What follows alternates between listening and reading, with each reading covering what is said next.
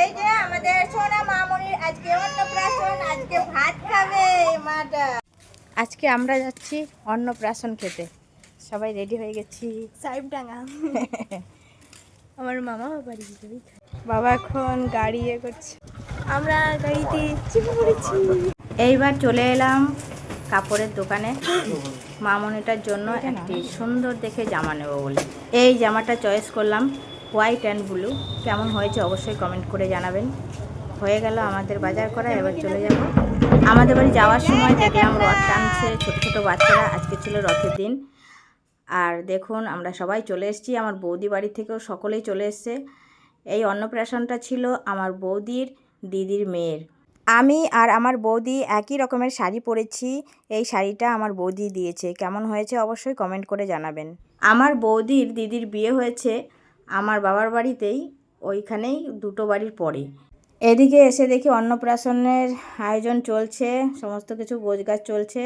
আর আমরা চলে এলাম, এই দেখুন ছোট্ট মায়ের কাছে, দেখতে কত কিউট লাগছে। এই যে আমাদের সোনা মামুনির আজকে অন্নপ্রাশন, আজকে ভাত খাবে মাটা।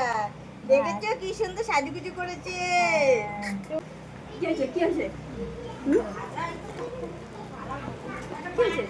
এইবার প্রাপ্তি নেবে। সেই কবে দেখেছি তোকে, বড় হয়ে গেছে না? আরে একবার ডর লাগা ফাট জায়গা না আওয়াজ। এখানে এসে প্রাপ্তি খুব আনন্দ করছিল, আর অন্যদিকে আমি একটু হেল্প করে দিচ্ছিলাম, একটু দেরিও হয়ে গেছিলো। তাই গ্রাম সম্পর্কে আমাদের পিসিমণি হয়, তাই পিসিমণি আমাদেরকে নিমন্ত্রণ করেছেন, তাই আমরা সবাই মিলে চলে এসেছি। আর এসে খুব আনন্দও করছিলাম সবাই মিলে, বেশ ভালো লাগছিল। ওইদিকে পিসেমশাই দাঁড়িয়ে আছে, আর এটা হচ্ছে আমার বৌদির ভাই, আর এই যে সেই পিসি মানে এই মামুনিটার ঠাকুমা এটা। তো এখন অন্নপ্রাশন শুরু হবে, সবাই আশীর্বাদ করছে এক এক করে। প্রথমে ওর ঠাম্মি আশীর্বাদ করছে, আপনারাও সকলে ওকে আশীর্বাদ করবেন, ও যেন বড় হয়ে মানুষের মতন মানুষ হয়। আর এত কান ছিল, তারপর ওই ঠাকুমা একটা বাঁশি দিল আর চুপ করে গেল।